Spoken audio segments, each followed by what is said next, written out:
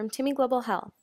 As you probably know, Timmy Global Health works to expand access to healthcare and empower students to tackle global health challenges throughout the world. One of the most important aspects of our efforts is understanding health disparities in the communities where we work in Ecuador, Guatemala, and the Dominican Republic. In order to eliminate health disparities within our communities, it is important to know about the history and culture of the region so we may better understand the root of a problem and develop culturally competent solutions. Whether it be through medical clinics or public health education, we want to deliver care and information in an effective manner while maintaining cultural sensitivity. We also want our students to be immersed in the culture of the place to which they travel, as it enhances one's experience abroad. This video in particular will focus on the history and culture of Timmy's Amazon sites called Misawaí and Chontapunta, which are located in the Tena canton of the Napo Province in Ecuador. The communities Timmy visits in the Napo Province sit deep in the jungle, with the closest major town being Tena, the capital of this province. Since the communities in Misawaí and Chontapunta are located in the Amazon rainforest, it is not surprising that it rains for some time 20 days per month on average. This is amplified by the fact that these communities are located in the lowlands of the Andes mountain range, not far from the equator. Ecuador itself has a long history, dating back more than 8,000 years. The original inhabitants of the country, called the Kichwas, spanned the Andes mountain range. Very early on, a subgroup called the Quijos migrated southeast into the Amazon to utilize its many resources. The descendants of this group are now called the Napo Quichuas. Although the Napo Quichuas and Andean Quichuas are distantly related, they have markedly different cultural intricacies because their survival techniques developed in very different environments. Similarly to their Andean Quichua relatives, though, the Quijos were found in the late 1400s by the Incans. The intertribal relations were largely civil at first, until the Highland Incans' demand for gold, cinnamon, and exotic furs turned camaraderie into conquest. By 1500, the majority of Ecuador, including the Quijos land, was incorporated into the Incan Empire. In 1531, Spanish conquistadors led by Francisco Pizarro entered Ecuador with hopes to crush the Incan Empire after they heard the land was a great source of wealth. By this time, the Incan Empire was dwindling, allowing Pizarro to demolish the rest of the Incan Empire through rampages, brutality, and great force. This is how Ecuador officially became a Spanish colony. 9 years later, Francisco Pizarro's half-brother, Gonzalo, led one of the first expeditions east of the Andes into the Amazon region. The group was dubbed the Canaleros, or cinnamon hunters. Before long, however, Gonzalo Pizarro and many of his men were struck with disease. They also lacked food and had diminished numbers from encounters with different Amazon tribes. Pizarro's second-in-command, Francisco de Orellana, was given the task of building a boat to head downriver for more food and new supplies. Rather than returning to help Gonzalo Pizarro, however, Orellana continued on the river for several days. Pizarro and his men later returned to Quito sick and emaciated, while Orellana went back to Spain credited with discovering the Amazon River. The suffering of Gonzalo and his men was little compared to the blight the indigenous Quijos faced upon Spanish arrival. They too lost thousands to diseases brought over by the Spaniards. Many of the Quijos were also enslaved, and those that resisted were executed. There were several Quijos uprisings against Spanish rule, but each one ended with a win for the Spaniards, forcing the remaining Quijos to travel farther down the Amazon rivers and deeper into the jungle. Between the late 1800s and the mid-1900s, the indigenous people left in the Amazon basin of Ecuador came into contact with the outside Western world through exploitation of rubber and oil. Not only were these companies, one of them being the well-known Shell Oil Company, encroaching on Kichwa land, but they began having long-term effects on the native people's traditional ways. The indigenous people of the Napo region live largely off the land, but rubber, and even more so oil companies, are quickly destroying a lot of the natural resources that Napo Kichwa people rely on. Moreover, Efforts to properly displace groups of indigenous Napo inhabitants have provided benefits only for the oil companies, pushing the indigenous into the fringes of society. Today's Napo Kichwas, who call themselves Runas, now live far from large towns. They are still feeling the effects from the original Spanish conquest, and even more so from the more recent Western conquest for oil, which, by the way, is continuing now. The communities in Napo that Timmy serves therefore have little access to basic healthcare, schooling, and recent technologies. Even transportation is difficult. Concrete roads end in the center of Misawai, leaving the main form of transport by foot, boat, or gravel road. Some Timmy patients have been known to walk 3 hours to a clinic, only to find it closed or lacking the medicine they need. The isolation from economic activity also contributes to the poverty of the region, especially in Misawai. What used to be a large trading post for the region is now a small, marginal town without a hospital. Timmy's care, along with that of our governmental partner organization, Patronato, is the only health care that the patients of the Tena Canton in the Napo Province often receive. Another aspect of isolation for the indigenous Napo Province population and the wider population of Ecuador is language. The official language spoken in Ecuador is Spanish, the dialect many of us learn in high school and college. However, the indigenous people of the Napo Province largely speak Kichwa, a language very different from modern Spanish.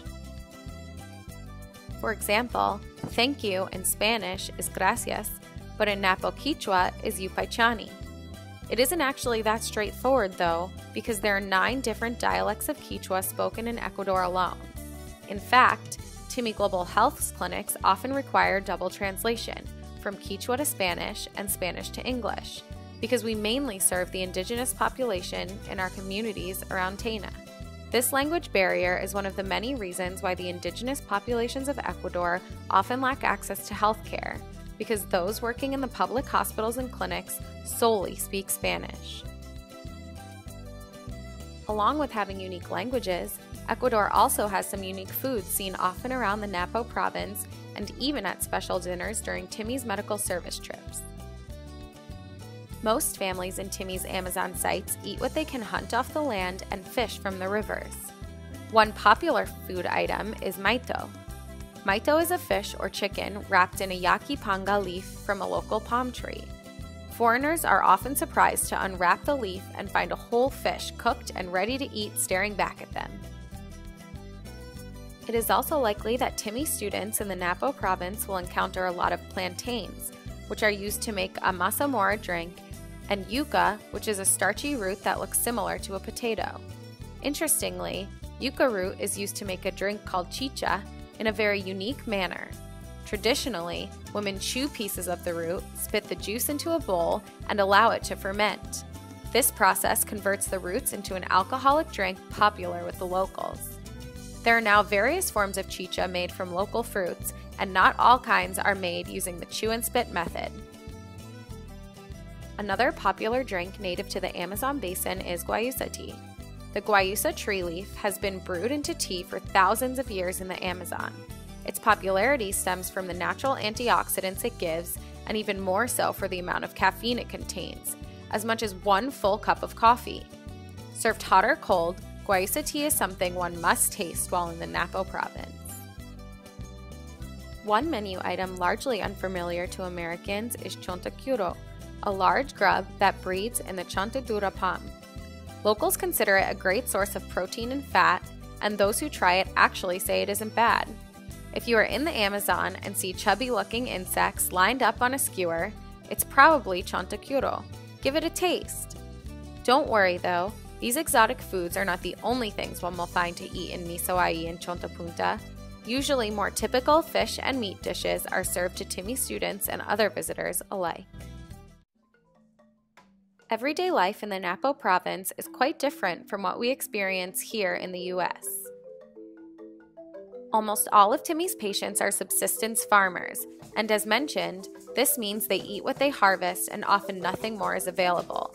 The high level of poverty forces them to live day to day in this manner, rarely planning for the future. Generally, women will work in the fields planting and harvesting and taking care of the home, while men will work to clear farming fields and hunt with large machetes. The families in this area are very large.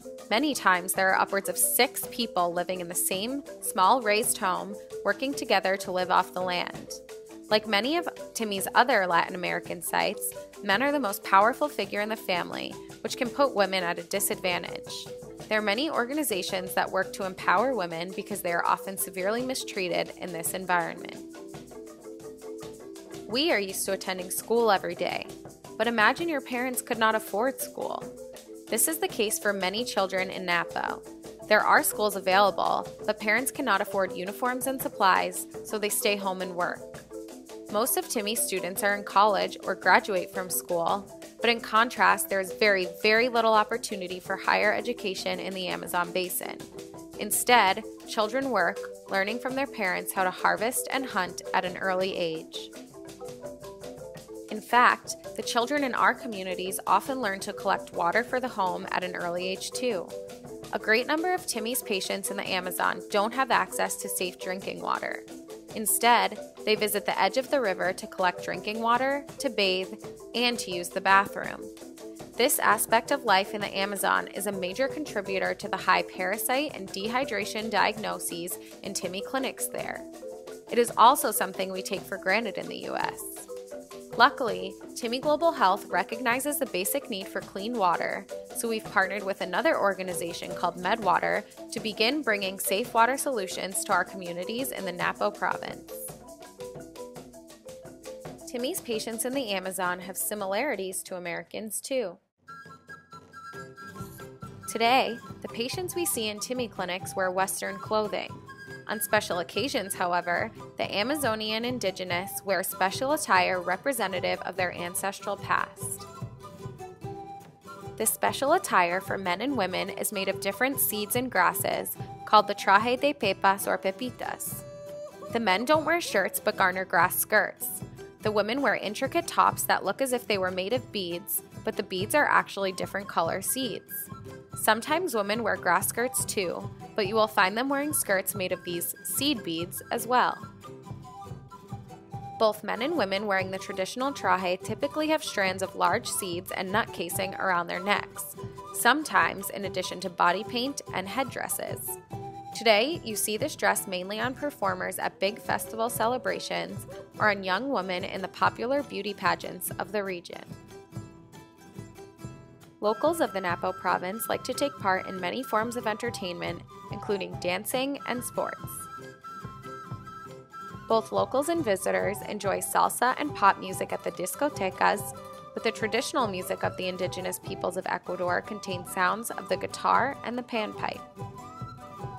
A variety of sports are played, 2 of the most popular being soccer and volleyball. Soccer is by far the most popular sport in all of Ecuador, and Timmy students find that many communities in the Amazon are centered around a large soccer field. In addition, we are seeing more and more of our young patients playing equivolley, a form of volleyball that uses a smaller and higher net. The locals of the Napo Province also very much enjoy swimming and cooling off in rivers, just as much as the tourists do. Many tourists visit Misawaí and the surrounding area to enjoy whitewater rafting, waterfall hikes, or visit to the jungle caves. Who wouldn't want to float down an Amazon river surrounded by jungle wildlife? Being Timmy Global Health's most adventurous site for medical service trips, the Napo Province has a special place in the hearts of Timmy students and staff. The region's rich traditions are fascinating and leave a lot to be explored. Hopefully this video gave you a taste of all the social context and wonderful things found in and around Napo, including in Timmy's Misawaí and Chonta Punta communities. We encourage you to search for any of the topics presented here in more detail, as there is so much more to learn about both the Napo Province and the Republic of Ecuador as a whole. Until next time, adios!